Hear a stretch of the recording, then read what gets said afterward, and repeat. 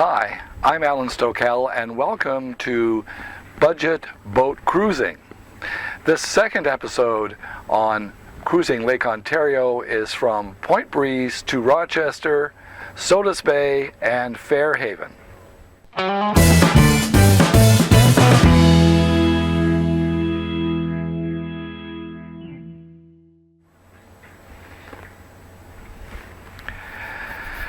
Now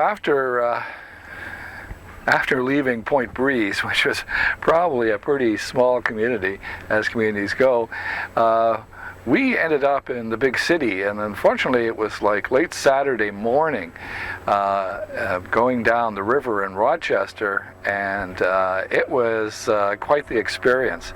Lots and lots of boats, lots of hustle and bustle. We actually did plan to stay several nights, but we only ended up staying overnight because we just couldn't take all the big city. Rochester is full of history, entertainment, but lots and lots of hustle and bustle. To the point where I totally forgot to take out my camera, so I have very few pictures of Rochester. It's the Shumway Marina was the marina that we stayed at. It's big, it's busy, it's crowded. It has a bar with entertainment, which was not bad at all, actually. And it is close to shopping, which is across a field. There's a supermarket. There's a liquor store, a couple of restaurants, and a pharmacy. It's still a long way from downtown Rochester. It's about a $40 taxi ride if you wanted to go down. Actually, the trip to Rochester was worthwhile, even just to restock, because everything was there, and we ended up actually having a nice meal out, because we'd been eating from the galley for a number of days. From there we went on to Sodus Bay, and Sodus Bay is another resort community, but without supermarkets or liquor stores. It's very nice. It definitely is a resort. The Sunoco gas bar actually sells a few groceries, but the bananas are $1 each, so watch out. We actually ended up at Sodus Bay for several days because we were waiting out a storm. Now, we stayed at Catlin Marina, which is more like a yacht club than a marina, because it has a boater's lounge, a pool table, shuffleboard, videos, complimentary coffee. Now, a strange thing, a resident boater, seeing our dilemma, where we were paying $1 for bananas,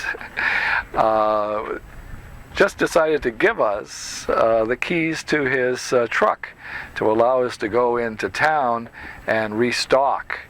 That person didn't know me or my wife Marlene from anybody, so I guess I could have stolen his truck.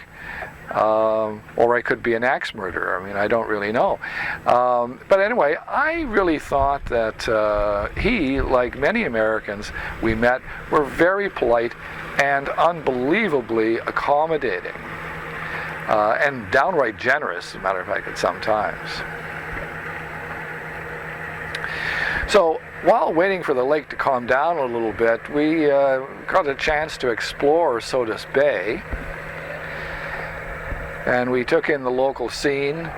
We checked out the Lighthouse Museum, the beach, the lovely old houses, and of course there are lots of good places because it's a resort to eat and drink.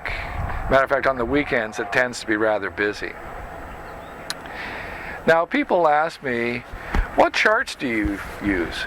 Well, I love these Richardson charts, but you know something? There's so many apps these days. I want to talk to you a little bit about route planning apps that I have on my tablet. I made this video for this old fiberglass boat that I'd like you to watch.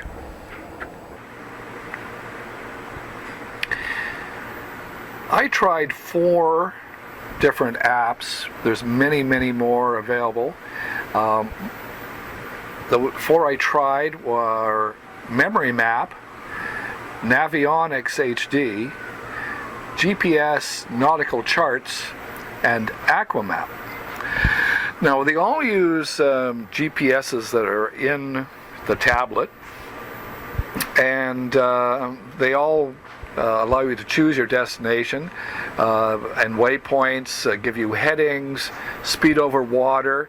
Some of them have raster charts, and other ones have vector. Now, raster charts are kind of bitmappy, so when you blow them up, they get much less detail. The great thing about the other chart, which is a vector chart, is that as you blow it up, it remains sharp, so it's much easier to use.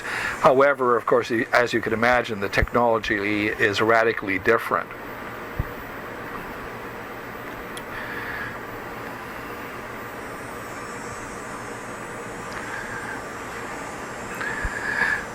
Now, I'm going to start with Memory Map.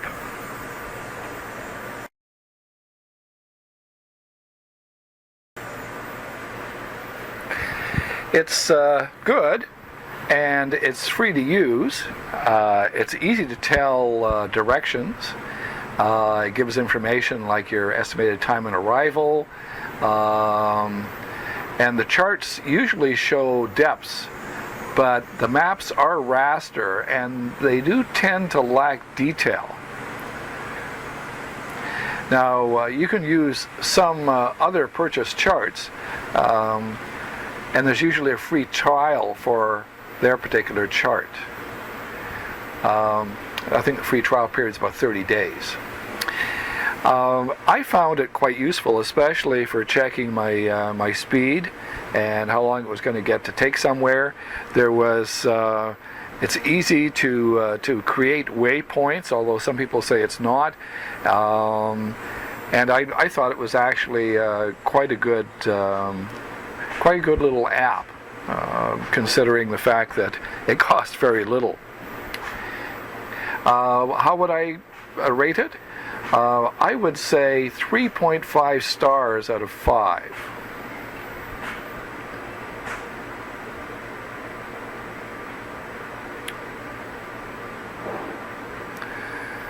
Now, Navionics HD, it's free to download. However, unless you want some horrible little bitmap chart like this, you have to buy their charts, and they're $65. They will give you a free trial, and I must say the charts are excellent. Okay, but the expense of the charts, and I find it a little too difficult to use. For me, it's not the way I do things, and so it meant that I was always trying to remember how to do this and how to do that, and it wasn't intuitive. And I've got a feeling that when you really need one of these apps, you probably want something that's intuitive. However, I think this, when you buy the charts, is as close as you get to a real chart plotter. I think I would give it 3 stars. I used Aquamaps. Now, Aquamaps cost $5 to download, but all the charts are free. Advantage is it syncs with Active Captain, but the display looks like a cartoon. It's really, well, let's see if I can get it up here. It's really kind of nasty.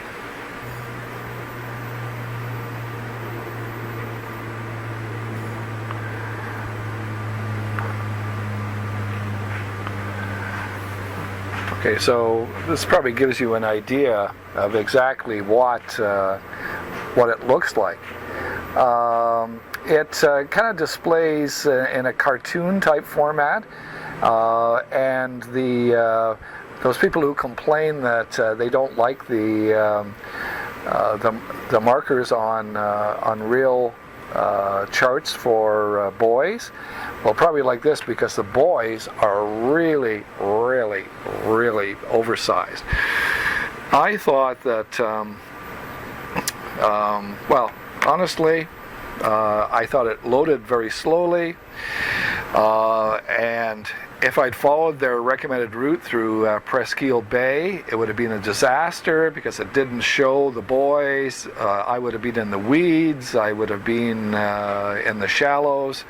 I'd only give that one 2 stars, and 1 because it actually does work.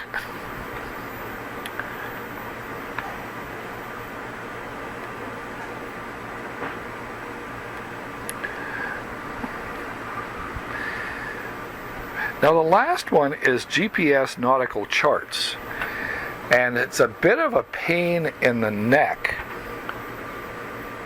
to load up, but you've got to buy the charts, and they're vector, but they're really good charts and they're at a reasonable price. The reason it's a pain to start up is they expect you to choose a chart each time, so you definitely you load it in the morning and you leave it on the whole day because it's a real problem otherwise. What would I give for GPS nautical charts? I would actually give it 4 out of 5 stars because their charts are so detailed. Really like it. Okay, well, here we are back. After Sodus Bay, we went to Fairhaven, and Fairhaven certainly lives up to its name. It's in Little Sodus Bay, and on the recommendation of a number of people we met at the marina in Sodus Bay, we decided to stay at the dock at the Pleasant Beach Inn. In 2015, this is a real bargain because they're still charging $1 a foot, while we were paying up to $2 a foot for a slip with water and hydro. The hotel is a B&B. There is a truly excellent restaurant, and if you enjoy microbrewed beer, they have a fairly good selection at that restaurant too. I recommend sitting out on the patio looking out over the bay.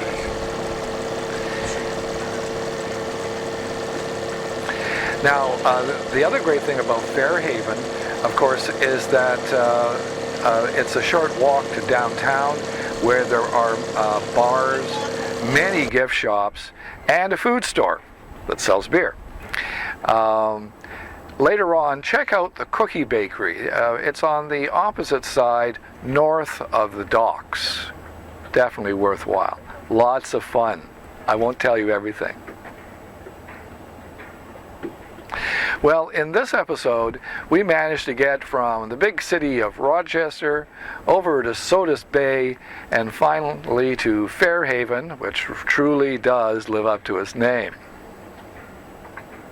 In the next episode, we keep traveling east on the south shore of Lake Ontario to the important city of Oswego and its canal, and then across the big Bay of Mexico to Sackett's Harbor, with a stop at Port Ontario. Please join us. My name is Alan Stokel.